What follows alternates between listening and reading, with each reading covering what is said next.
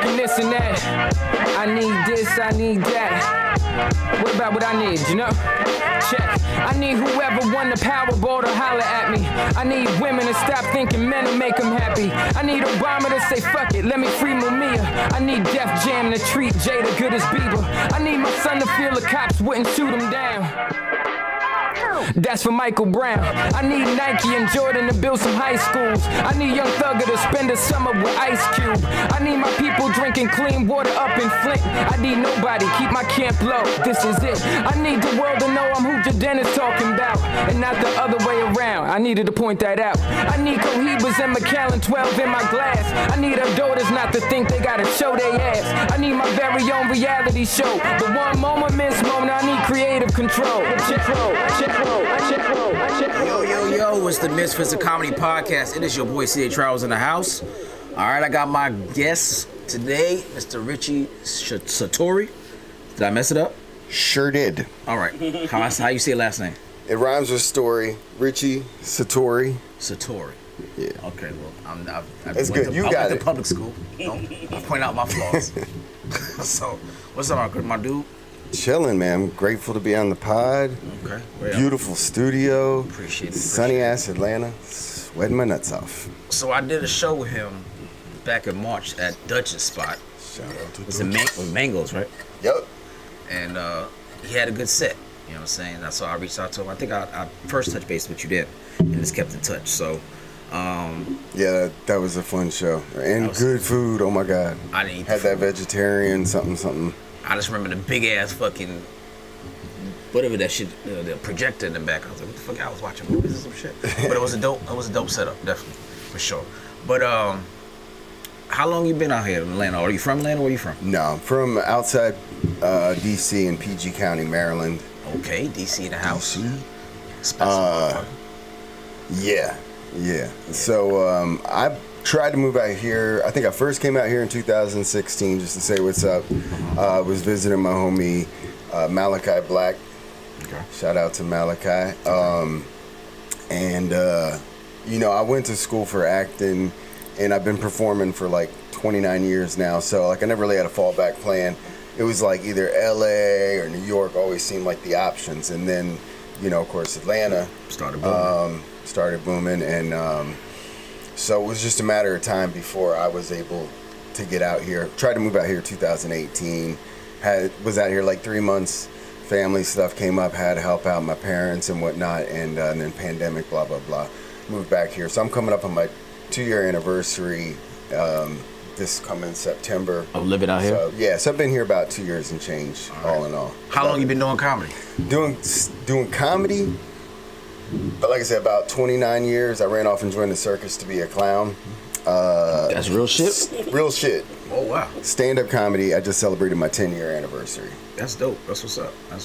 And then, you got to carry the COVID and all that shit. Yeah, but, COVID included. Yeah. You know what I'm saying? If I was active in COVID times, yeah. I had carried the circus and shit. So I figured Which circus you was with? I was with, they don't exist anymore, so I can say their real name. I used to change it when I would tell stories, just so I wouldn't get, like, sued talking shit. Oh, I get it. But I got to remember because I said it wrong so many times. It's either Roberts Brothers or Rogers Brothers. Basically, it was bootleg Ringling Brothers. It was Roberts Brothers out of Sarasota, Florida. Yeah. Okay. Coming to a Kmart parking lot near you. Okay. A clown. That's ill shit. Fucking intense, man. Yeah, I see. That's ill shit.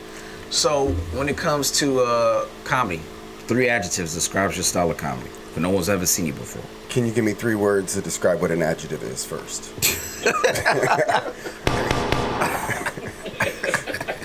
An adjective I always thought that described a verb. So verbs. So this description, yeah, description. Description. Okay. If you're raw, you're witty, whatever, something like that nature. What can we expect from you?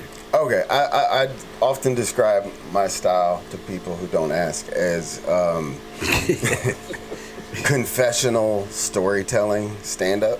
Okay. So stand-up's that's kind of a given with that. But I would say confessional. I'm an aspiring I love storytelling. Like, it was my weakest link in my bag of tricks. Mm-hmm.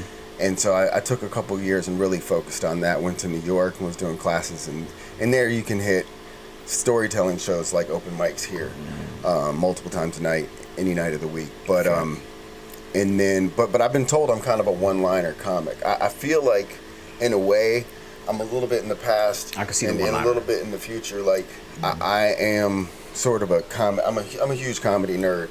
It's the only thing I've studied I've taken really seriously, and so a lot of that is I've studied the old school kind of setup punch type of shit. Absolutely. So I can come across a little one-linery, but I feel like a good story can That's have my that. weakness right there, one-liner.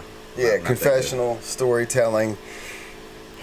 What's a good third one? I mean, I'm definitely not clean comic. Okay. I'm 9 years clean off of crack. So I heard. sometimes I get it twisted. They're looking for a clean comic, and I show up with my dick jokes. They're like, let's talk about fucking smoking dope that came out of your ass after you got arrested. You'd be like, oh, that's definitely not clean. Yeah. So, you talking about your sobriety, which is congratulations to you on that. Thank you.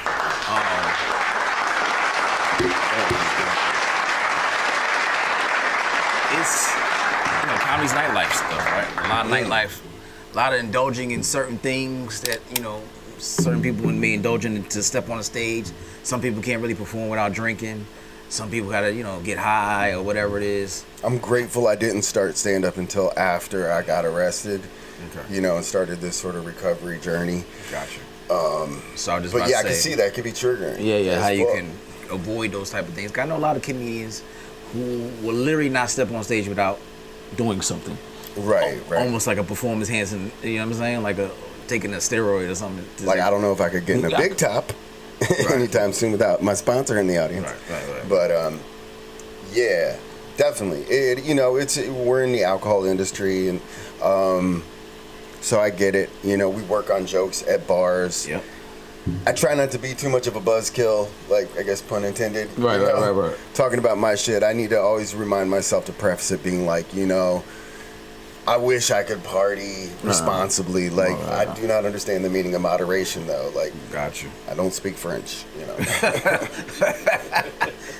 So at least you know your boundaries. You know what I'm saying? That's definitely. You're on a stage. You got a microphone. Blah blah blah. Right. You don't want people to feel like you're judging them. Yeah. So, Absolutely. Yeah. But also, luckily, there is a whole circuit. Not really a circuit, but there is, an outlet for performing for people in recovery, and that's kind of what got me into comedy. Nice.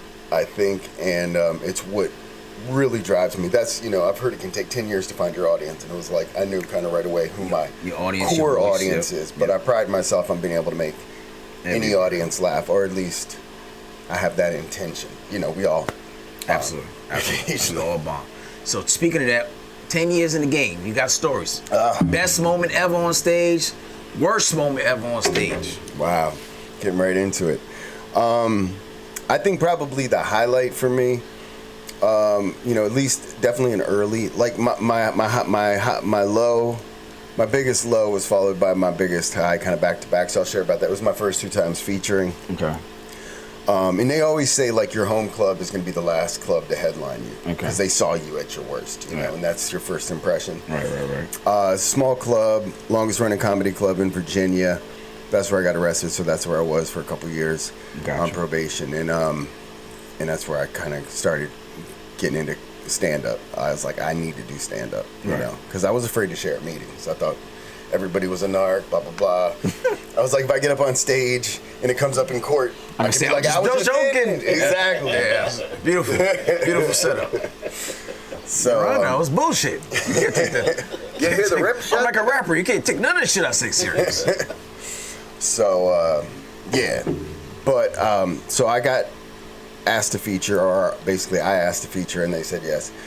And it's crazy, and I think it's sort of like Jess was kind of at that time when people were getting a little, the Karens were coming out of the closet and shit, like right and left, and so, you have a whole audience of people laughing except for one person who gets offended, and that's the one person who comes up to the owner and complains, and then the owner looks that as a litmus for the whole audience, and basically says, I featured you too early, it was our mistake, but we're going to pay you for tonight and then get the fuck out of here, Right. So... can't please everybody. But But the lesson I learned in that, you know, I'm obviously always, and I'm grateful for having a program in my recovery that allows me to kind of like have some accountability, you know, because for me early it was like the world against me, and now I'm realizing, you know, I gotta focus on my, you know, what part I played, what side of the, you know, keep my side of the street clean first and foremost, and I'll worry about myself. But you know, I've been doing a lot of shows for the recovery community, and there, like, there's really not a line you can't cross. In comedy, we always try to find out how far to that line you can get without going over it, right. And then we do, you know, open mics. That's why we don't want people taping shows and stuff when we're working out, right? So I had gotten spoiled doing these. I have like a 5-minute story about my rock bottom, and you know, you get a laugh here, and you know, you're working out in regular rooms for normies, we call them, right. You know, and then you know, you start tagging it, and you kind of you build on it, exaggerate it, heighten it and stuff. And so I get a big laugh on this, you know, the kind of the end of my rock bottom joke, and then I'm like, oh, you like that? I got more tags, you know, and then I hit him again, and then I cross that line, and then I continue to go a little further after that. So I kind of upset some people, you know, that was pretty sobering, you know, going from being like, oh fuck, I'm a feature now at like a legitimate club, to then being like, you just got fired, you know. Right. And just to piggyback on that, as far as a low off of a high, my first time getting offered a guest spot at a professional comedy club, it was the Funny Bone, and Pablo Francisco was in town, and my friends from DC were hosting and featuring for him on the road. Shout out to Sean Savoy and Candace Saunders. Candace has been a mentor of mine, and anyway, you know, I got to meet Pablo a couple times. You know, we got to chop it up a little bit, and he was like, do you want a guest spot? You know, we were about, you know, kind of bouncing some jokes and stuff, and like, it was, I didn't ask him, he asked me, but the club had a policy. They only do guest spots, I think, on like Sundays and Thursdays. You have to go through the manager, blah, blah, blah. Right. But the nail in the coffin was I signed the wall at the end. You know what I'm saying? Right. And they try to, I guess, set a precedent for the other local comics, you know, respect the wall. And I get that in hindsight. So you signed it without asking? Well, I mean, they signed the wall. I'm like, can I sign? And in my mind, I'm a fucking serial manipulator. You know what I'm saying? Like, can I do that? You know, and they're like, I don't give a fuck. So I signed it, and management got pretty pissed about it. And then, like, Pablo, as he's smoking a cigarette in the green room, he's like, just take the no smoking sign and put it here. And then, like, put it over my name. He's like, problem solved.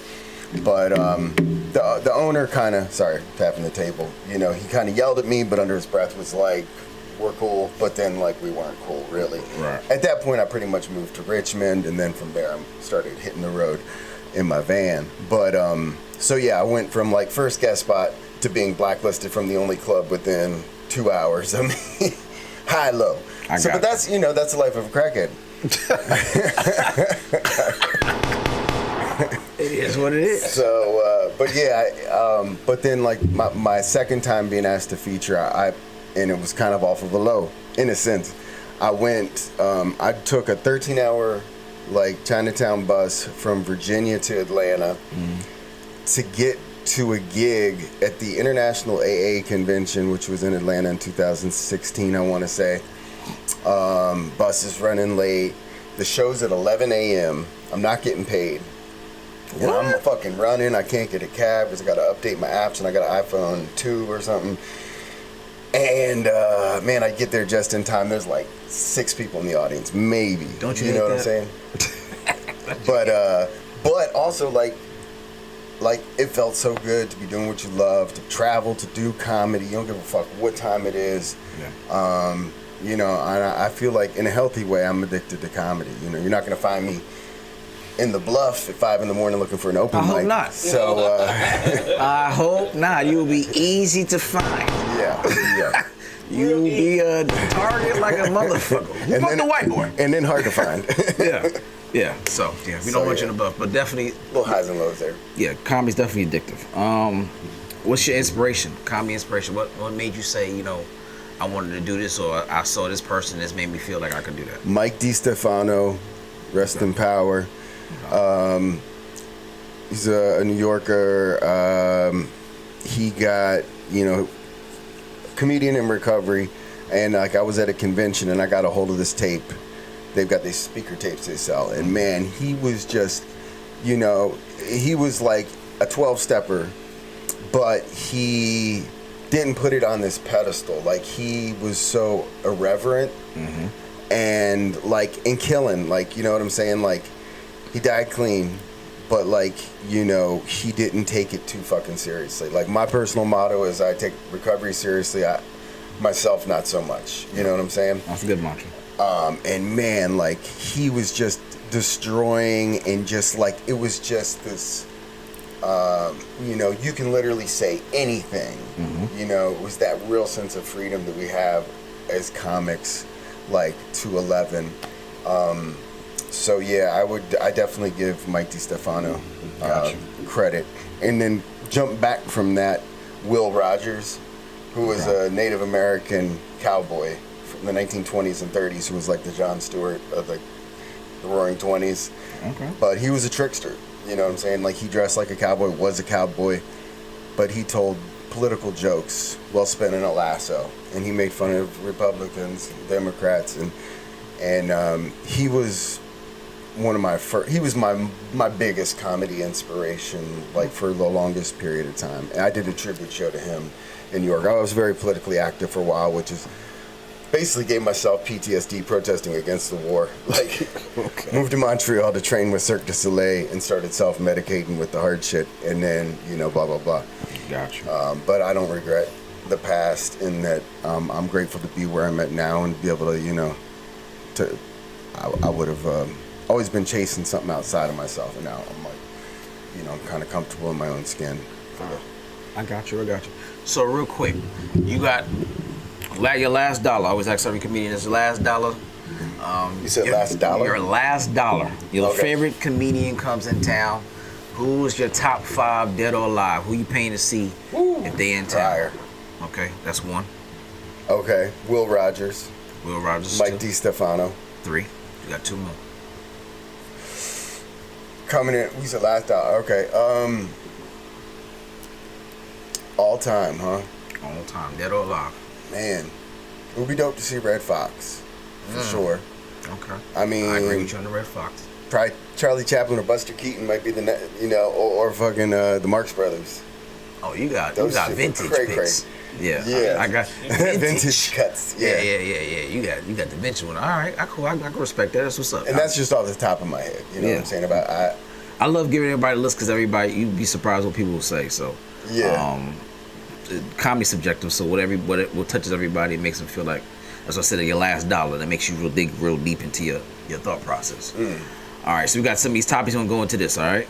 So I just want to be able to, because this shit was unfolding from yesterday to today, the Carly Russell bullshit. You know what, man? I do that hashtag van life. So I've been hearing about it, but I really don't know the facts to comment on it. So fill me in, and I'll give this heifer a real ignorant. decides she's in Alabama. It look like it's called Hoover, Alabama, and she supposedly calls 911 because she said it was a baby that was crossing the highway in the middle of the night. A fucking highway. She pulls over to get the baby, or pull the baby to safety, and some gentleman snatches her up. And she's left, leaves the car running, phone or whatever else is in the car and all that kind of good shit, and she gets kidnapped for a couple of days. There's, you know, cameras from the highway patrol. Everybody's hashtag praying for Carly Russell.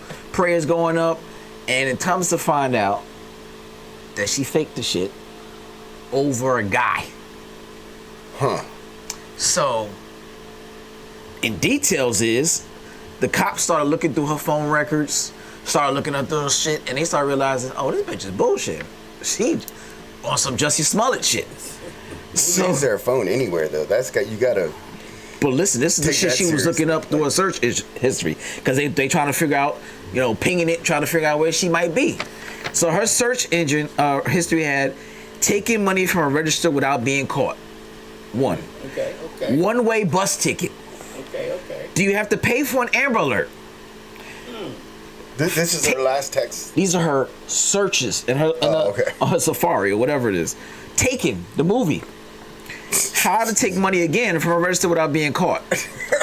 So they said Hoover police revealed that a statement given to them by Carly Russell upon her return says she was kidnapped by a white man and eventually put in an 18-wheeler. She said at one point she escaped and then got captured again.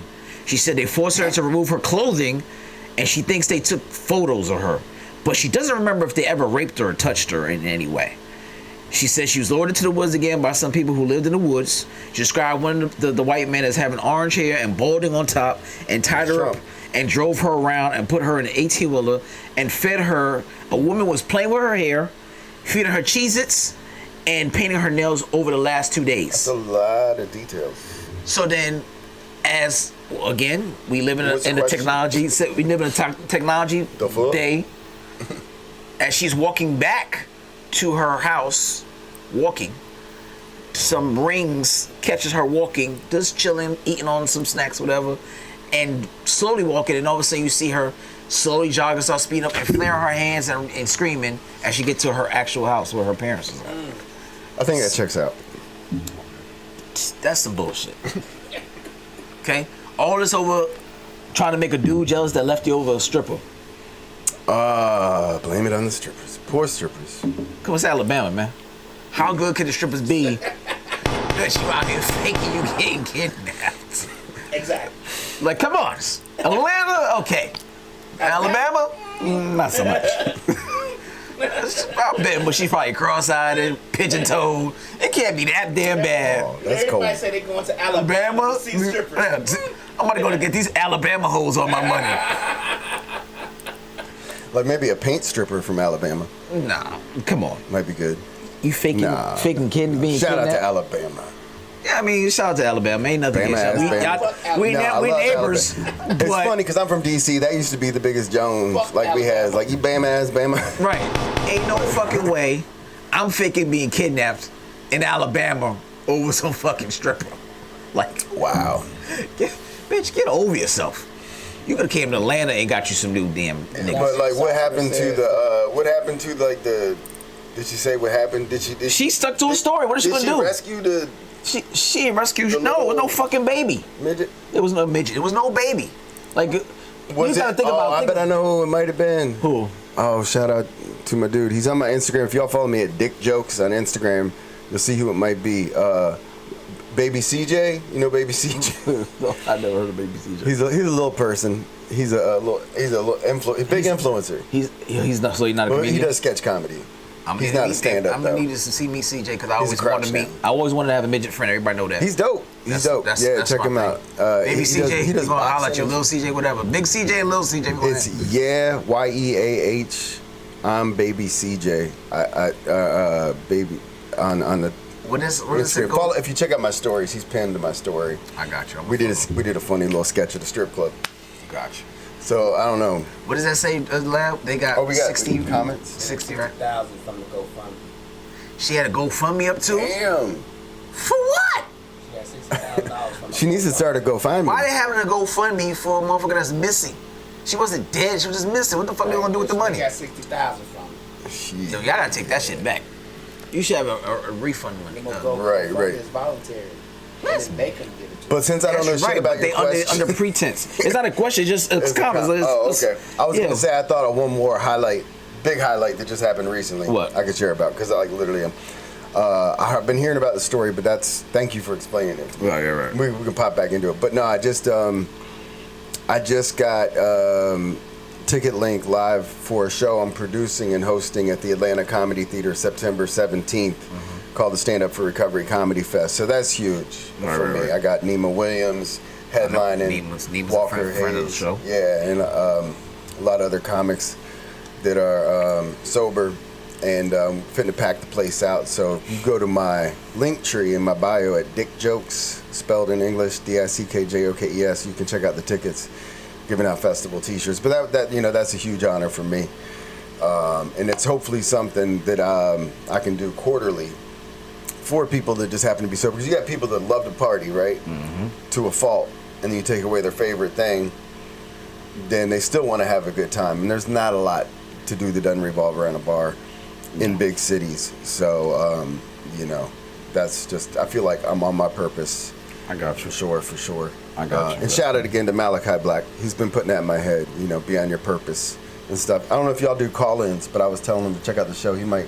Yeah, dude, y'all go. Holler at us. There you go, shit, right there you go. Speak of the devil. You all with the Misfits of Comedy. What's going on? What's happening, man? It's Malachi Black, man. I was calling, man. I was joining the show. Hitting y'all up. He was just talking about you, Malachi. Yo, what up? Is that right? Yeah. Yeah, man. Were your ears burning? That's what's up, man. What's going on? How can we help him, brother? You been watching the show? This is my comedy mentor right here. We're both from D.C. We met out in L.A. We met out in L.A. We were the two dudes that went out for Hope Flood's Females of Comedy Convention. So they put us as roommates together. Hope and he's been my homie ever since. Yeah, I've been to her convention, so her conventions are dope. But yeah, Malachi's been, man, he's been in the game for, what would he have been in it, about 15 years doing stand-up and stuff? I'd say probably about 20 by now. About 20, right. That's what's up. And yeah, he's written out a bunch of stuff. If you ever in Atlanta, let me know, bro. Oh, he get you on the is? show. Yeah, well, he's in Dallas right now, but yeah, he stays out this way. Yeah. Hit me up in Dallas, man. the I'm about to be in Austin with my man JJ. Okay. Yeah, JJ, he on JJ from the SIP? DD in the morning. Oh, okay. Is that JJ from Mississippi? Is that JJ from the SIP? JJ from the SIP. Okay, that's what's up. We did a sketch show he started a group called Giggle Mafia with Chris Set It Off Jones. Who else was in that? I know, Set It Off. Mope Williams. Who was there?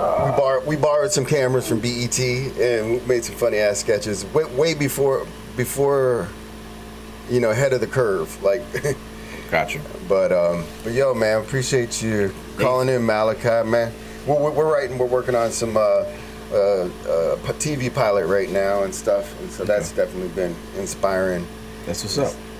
We look forward to see what y'all doing. Appreciate it, Malachi. Malachi, one of the funniest dudes I know. Malachi, we'll do some work. We'll chop it up. Get you on the show. Right. I was just hitting y'all up. All right, I'm about to get out of here, man. I got to get down to the down to Austin. About to hit the stage. Hell yeah. I'll just make it do what it do.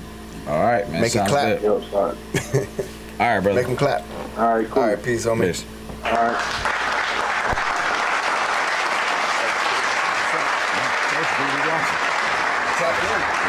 All right, so next topic. A Florida Japanese steakhouse closes doors as customers are tested positive for meth. Meth? Yeah, he got meth. You They got do meth a from the meth food. test? I guess so. I don't. Instead of never did meth. I didn't know. a nose swab, it's a tooth swab. You hear it clanking back and forth. That's a packed steak right there. You know what I'm saying? You get your ass filleted with a twist of coat of meth on it. So that's I can see someone getting kicked out of Florida for not being on meth. Florida is high on the meth side. So. Man, yeah, no, but mad love for Florida. There's definitely lots of cool Man, fuck spots Florida. there. What part of Florida was that? Every in the days I didn't look it up, but every part of Florida, I got mad stories about Florida. Like Florida's by far one of the off-chain fucking states we have. Oh, it's got issues. It's got that damn motherfucker's the black sheep but of the United States.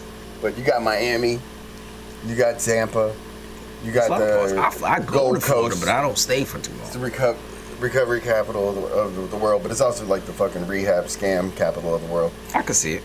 Yeah, I can definitely see that. I can see that being possible. They have an Airbnb that came with a deaf and blind dog that leads you to a beach every morning. Hell yeah.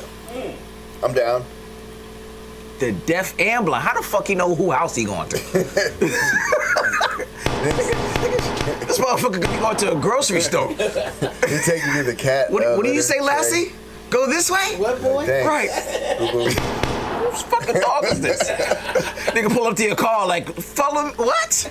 Whose fucking dog is this? Go this way. Why is he not moving? Oh, he's blind. What the fuck? And he's deaf. any step. It's the This opposite. motherfucker can't play fetch or nothing. That's the opposite of a seeing eye dog. Right. Yeah. How do you know where to go? Damn dog don't listen. Don't listen. Motherfucker take you straight to an alley to a crack house. Then you be fucked up. You're like, where the fuck you going, dog? Oh, that's my dog. You know what I'm saying? I thought he was going to a safe place. This is triggering. Taking me down memory lane, you fucker. You can't even hear none of this shit. You just, This ain't saying this is fentanyl. right, this yeah, exactly. You're walking through a fucking, My dog is broken. right. You're walking through a pile of coke, thinking it's sand. More like an air CNC. Right. Crack cocaine. What the fuck? Said this would be a great idea. Oh, we don't need no tour guide. You got a dog outside, bitch. When you wake up, he'll be right outside. He'll be wandering around. Just grab his tail and he'll lead you right to the fucking beach. But he can talk. Only thing he knows how to say is, "Can I get a push? Can I get a push?" Fucking only us, man. It's fucking crazy as hell. Another wild story. A 12-year-old Palestinian boy named Suleiman Hassan was decapitated after being involved in a car accident. Shit. He was struck by a vehicle while riding his bike. Damn. Despite many thinking he would never survive it, doctors were able to reattach the head. Fuck! The surgery is only possible if the vessels are still intact, and it will take a while for him to regain mobility in the neck. The nerve I saw of the that picture of kid. the little fucking kid. First of all, he's cockeyed now, so I don't know. Where was this again? In Palestine. Okay. So Shit. he fell off his bike, he got hit by a damn car, and head off. Wow. How the fuck they put his head back on? Now the vessels was still attached though. It wasn't all the way. Well, they say that's what they was making it seem like, his fucked up. decapitated, and they reattached the head. Yeah, but they you said know, decapitation just means it's unattached to the right. But still, the body, No cap? If it's still veins and stuff. what do you mean no cap? No, yeah, no cap for real. No decap. No decap. Yes. Damn. 12 years old. That's a hell of a story though. Right? No, you can never give that You motherfucker can't, no like, head that's never better than the one-up head he that got. dude, you know what I'm right, saying? right. Bitch, my head has been off my shoulders. This head is mediocre. I've had better. I'm fucking out of my mind, man. Right. But Shit, dude. like you can't beat that story. His Nothing you can stories say are can beat that shit. His war stories are head and shoulders above anybody. Everybody else. Goddamn. Everybody else. You can never say anything. Yeah, I lost my head. This one time in band camp when I was 12, I lost my head. Oh, Lord. Yeah, that's Man, shit wow, was that's a survival. That's resilience right there.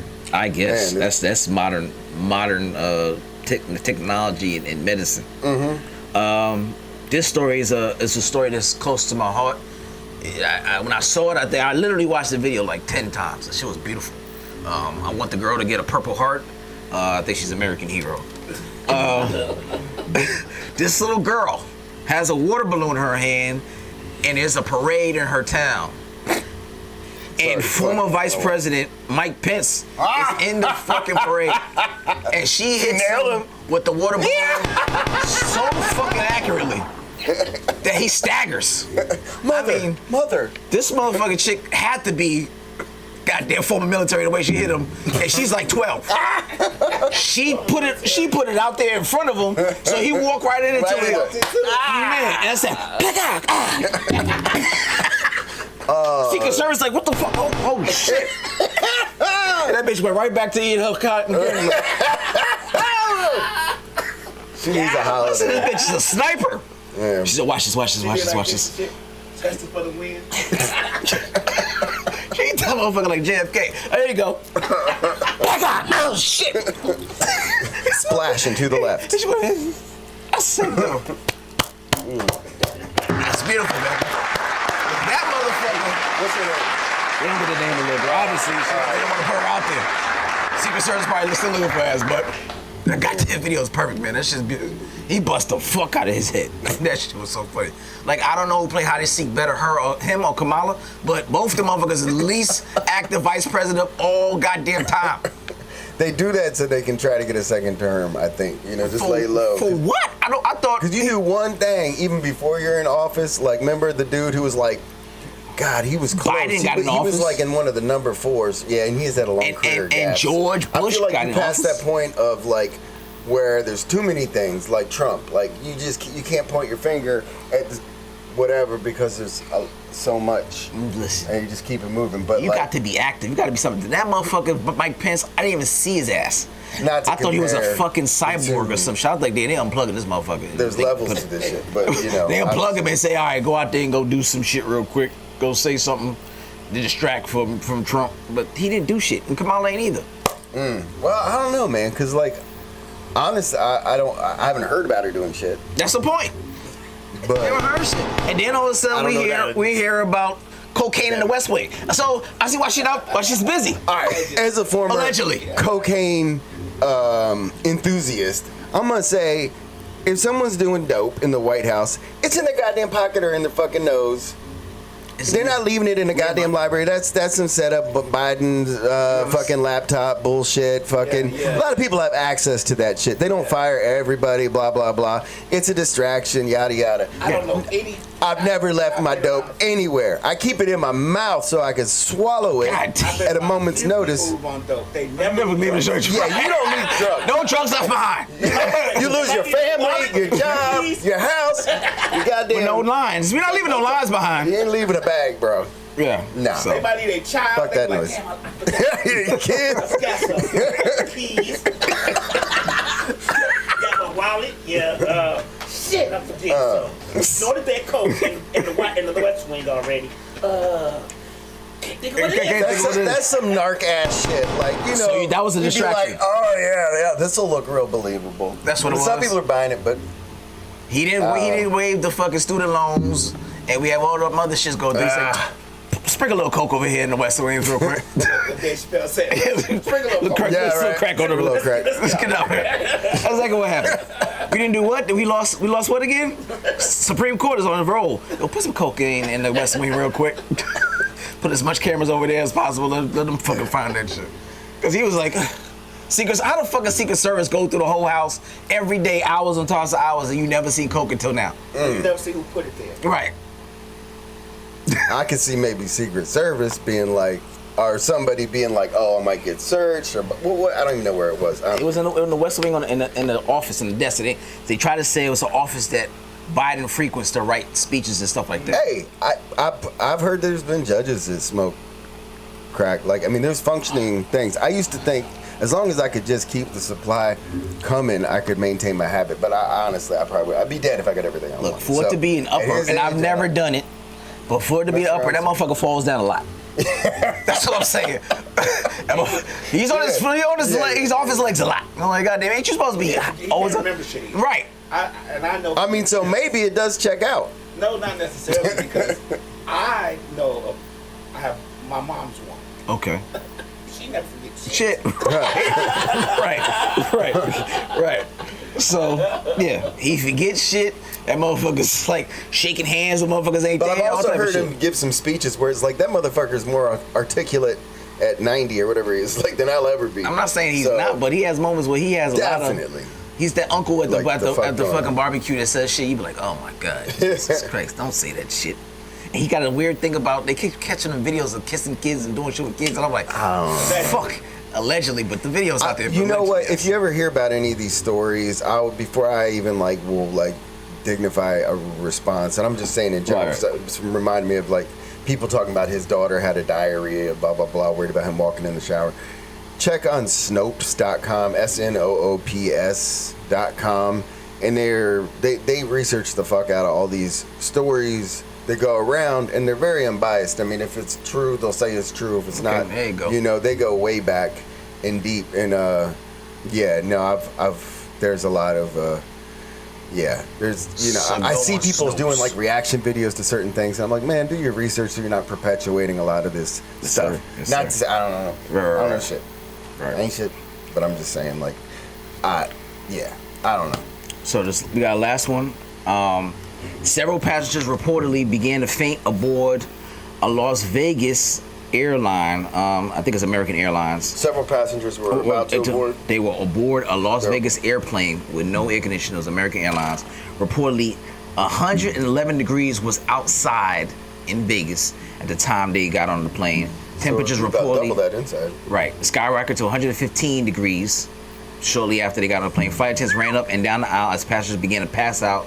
Some of the passengers allegedly soiled their pants. Damn. At least 5 people were wheeled off the plane on stretchers, and staff advised others to hit their call, but if they were in need of medical attention. All passengers received compensation and apologies for the inconvenience. So the flight couldn't get off ground. It was an emergency, and they couldn't get off the ground, but the fucking air in the cabin and everything else wasn't working as well. All I can say, There's 115 outside, Yeah. and the cabin is whatever it is inside. They never cut it at van life. You still want to cut it in van life? It that's felt what very it is. spirit-like, though. Yeah, Very yeah. frontier-like. But at least I got an AC in my van, They so take off if the air wasn't working. Then when they got they shouldn't have no business having people in the damn plane. Like, come You on. know, it gets colder. But they have frozen death in the cabin. That's a good point. Interesting. Yeah. I'd rather be cool than fucking hot. It's hard to cool. Freeze to death. Not freeze to death, but shit. God damn, it's hard to cool. That Vegas weather? Mm-hmm. Whew. I'm talking about, Hot. wow. Oh The man, I went humidity to and a the stickiness conference of in it. Vegas a couple years ago and stepped outside to get a cigarette or something. And man, I felt like I was walking into a sauna. Like I don't know how people you drink and walk outside. Like that. You do alcohol like make some- your temperature go I up. was in Serious Vegas paycheck one to time. It was live there. 3 in the morning. Yeah. And it was 97 degrees. Yeah. crazy, man. Yeah. Vegas is a different type of weather. But you're Arizona, inside all in the that. casino, it's all air conditioned, like Right. it's easy to forget. And That's exactly why they do this if shit. you're in there, like, you know, it's you easy to stay go there, have a good That's time. why you don't want to go out. Never actually. You stay in there, there's no windows, no clocks. Yeah, right. So you in Time here, you're work. like, why the fuck would you want to go outside? Everything you need is here. Showgirls, food, drinks. Exactly. Yeah. Come on, go ahead. Let's get the table. It's right here. What time is it? Who cares about time? Right. Whatever happens here stays here. Right here is air conditioning.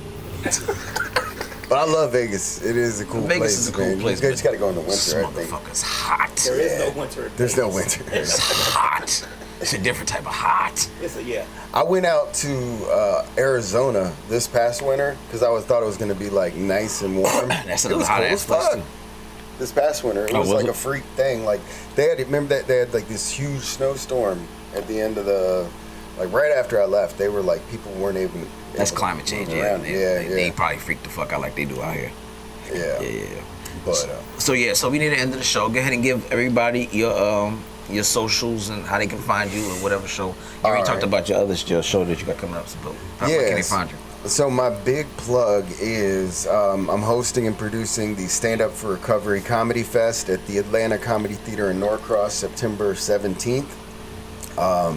You can go to standupforrecovery.com. The 4 is spelled numerically, so standupforrecovery.com. Ticket link there. You can go to atlantacomedytheater.com. Norcross, just click the Norcross location. Follow Stand Up #4 Recovery on Instagram and TikTok. Follow me at dickjokes, DICKJOKES.com, or .com. Getting ahead of myself. You can check me out on Hulu FX, Class of 09. Okay. I think I'm in the pilot episode, and then I come back a couple episodes later. I haven't watched it yet. I heard nervous. the show was pretty good. Had my first speaking role. It was cool. Got to work with the dude who wrote Black Panther, J. Cole, the other J. Cole, not the musician. Okay.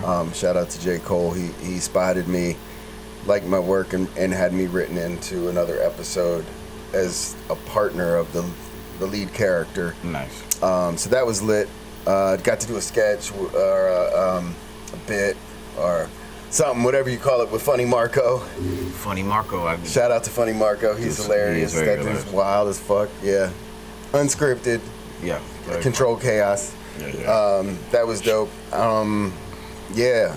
I'm about to go out and visit family for about a month. Okay. The Brazilian side of my family. So shout out to my nephew Nico. He just had his 5th birthday party. Okay. Or his first. Yeah, he just turned 5. He's wild. Okay. But yeah, and shout out to the Misfits of Comedy, man. It's an honor to be on here, dude. Appreciate CJ, it, man, I appreciate it. appreciate you, brother. No doubt. Shout out to the producer. You'll be back with your crew before the show, so we'll have that set up. Yeah, in the lineup, again, Nemo Williams is going to be there. He's been on every damn thing. You can imagine Walker Hayes, a bunch of other local comics and comics from around the country for the Stand Up for Recovery Comedy Fest. All right, so y'all heard it first. We had Mr. Richie Satori I Nailed it. 2 times is a charm. Thank you, brother. No coke allowed. I did it without it. So if you missed this episode for whatever reason, you can catch it again on YouTube, Rewind. SoundCloud, Mixcloud, iTunes, iHeartRadio, Google Play, Instagram, Misfits of Comedy, all one word. Misfits of Comedy on Facebook. We on Pandora TV, or Pandora, Roku TV, Amazon Music. So look, it ain't nothing that we not on. We on all major podcasts or platforms, period. There's absolutely no reason for you to say you haven't seen it or you haven't heard it. You can watch it over and over again if you like the show. Thanks for the call in. Shout out to Controlled Trauma. Yes, sir. We'll be here next week, Wednesday, 8 o'clock, same bat time, same bat channel. Peace.